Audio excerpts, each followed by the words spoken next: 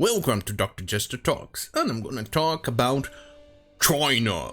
Yes, the country who seems to be having a weird problem with expansionism and lack of understanding where its borders lie. But, let's go and talk, right?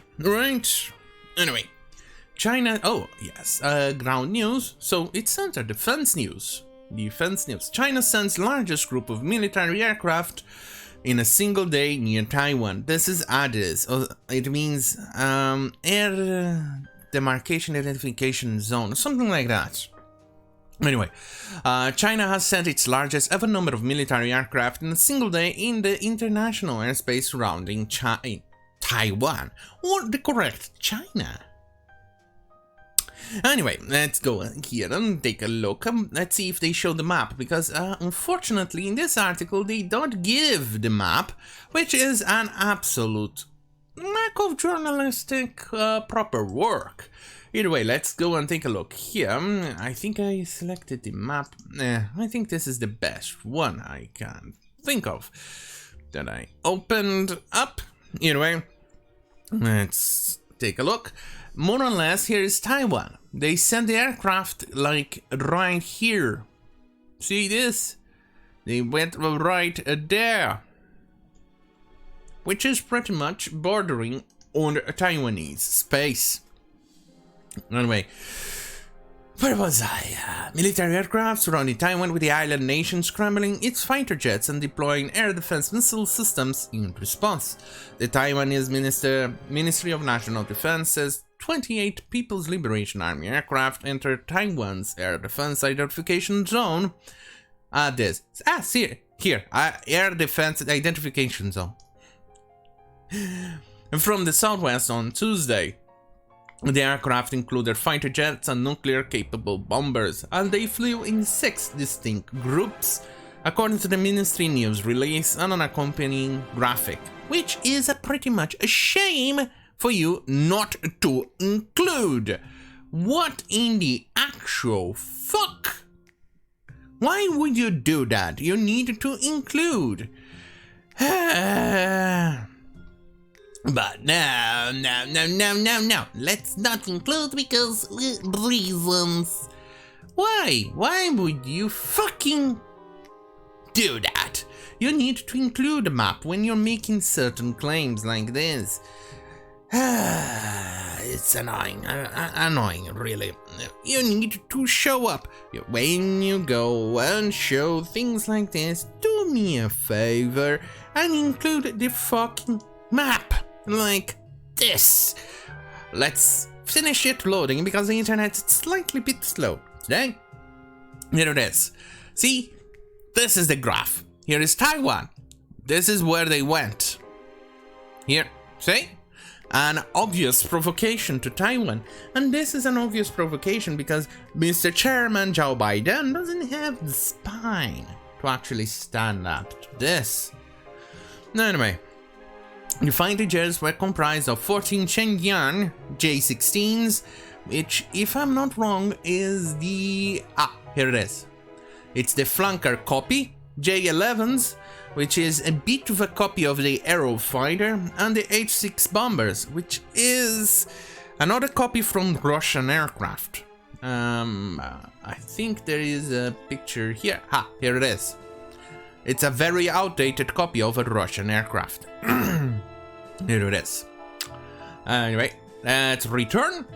The remainder were electronic warfare, anti-submarine, and airborne early warning aircraft. About 3 of these groups flew to the Western Pacific via the Bashi Channel, south of Taiwan, before turning back. Taiwan has accused China of attempting to wear down its air force with regular flybys, with former Defense Minister Yan Defa telling Parliament in October 2020 that Taiwan flew 2,972 sorties against the Chinese aircraft between January and October of that year. Yeah, my mouse is doing double clicks. It's not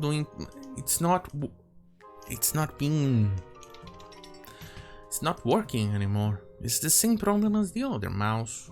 Is it the computer problem or is it the mouse problem? I'm gonna have to test that.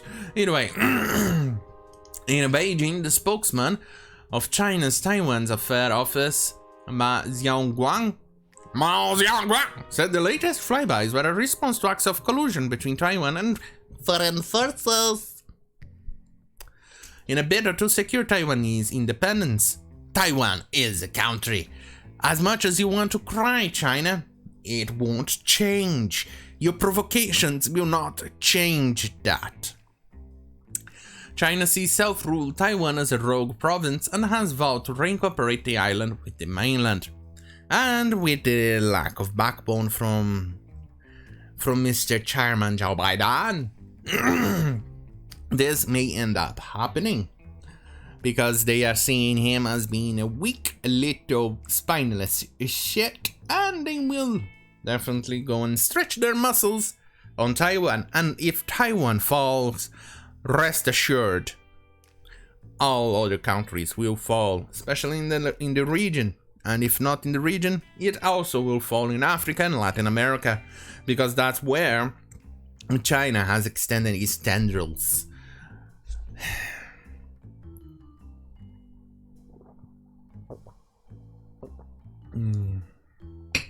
Anyway, let's move on.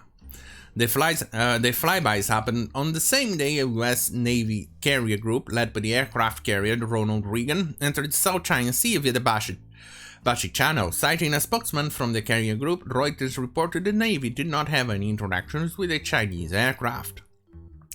And remember, the difference between these flybys and these is that this is requested by Taiwan, because Taiwan's defense is based on America being there, including Japan. Japan also has a problem with China. China keeps on expanding its territory and doing exactly what Imperial Japan did back in World War II.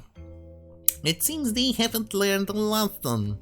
China, your little buddies over there, America went bad with you. Now you're not learned your lesson. Anyway, China has previously flown a large bomber force near Taiwan, while the US carrier group went such a force H-6. In this commentary published, Mayosashi Monoma noted the H-6, which carry anti-ship supersonic cruise missiles, were active around Taiwan when the Theodore Roosevelt carrier group sailed through the Bashi. In January 2021, added the fighters and airborne early warning aircraft were also present. Wrote that Chinese air activity around Taiwan was growing sophistication and complexity, and suggested the possibility of a mid-air refueling tankers joining such training operations in the future. But that's not the only thing I want to cover. Here is the other thing that I want to cover. China denounces US-Australian Navy drills as muscle flexing. Albeit this one is a bit earlier than that one, and this one is from June 11th. China on Friday said the US and Australia were flexing their muscles with recent naval drills in the South China Sea, underscoring Beijing's sensitivity of the strategic waterway claims as its own. But that's the problem. China likes to claim territories that it doesn't belong to them. Look, all of this, China likes to claim that this is all of this belongs to them, when in fact it's not. It belongs to Brunei, to the Philippines, to here, China. It likes to claim all of this, but it belongs to Taiwan, parts of here, Taiwan, Malaysia, Vietnam. As you can see, they are making claims of land that doesn't belong to them, and they even create land in the middle of the region to make claims that it doesn't. Anyway, here it is. This is China. As you can see, this is China, and this is India. This is a new village. They are claiming and making claims in the Indian territory. Let's go over here. This is another one. China, India, Chinese incursion, Chinese camps. They are invading territory of their neighbors. And what do they do? Idly fucking squat. Because... why? right?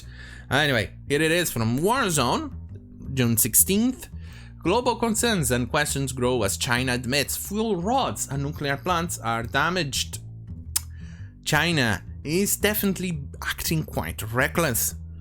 Very, very reckless. And they are being completely and utterly... what's the word? Criminals! Anyway, this is for Apple Daily. It's how they are butthurt. That country likes to extend its tendrils and they want to affect everything around. This is from 9 hours ago. Japanese comic riles Chinese nationalists for giving Reverend Mao Zedong a zombie look. Well, let me put it this way, I think he deserves it. And the Japanese anime graphics that were produced 10 years ago insulted the late chairman Mao Zedong, and humiliated China by depicting him as a zombie asking for a toilet. Nationalist Chinese internet users said, Tiananmen Square! Fuck you, nationalists. Unfortunately, there seems to be a pattern. They like to extend their tendrils and censor everything they see fit. I guess we are returning to the good old days of censorship, communism, and all this nonsensical bullshit. Look at this. The peril of politicizing science. And this is something that will be happening in the Western world if China keeps doing what it's doing. And this is written by an actual person who lived through all of this. Here is she. 40-year chemistry students from Moscow State University. The author is on the right. Here is she.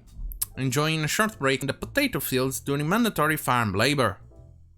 The sticks were used as aids for separating potatoes from the mud. As you can see, this is going to become the standard, the pattern, the commonplace if China and communists and Marxists has a way on doing everything they are doing. And she is warning because science is getting meddled with by powers like China, which I cannot even say or mention anything without my channel getting the axe. Anyway, I think that's about it with the discussion for China. So if you like this type of content, say right here on youtube.com/Jester. Or if you like more spicy content, head to youtube.com/Jester or minds.com/Jester for spicy and exclusive content. Anyway, thank you for watching. Have a very good fucking night!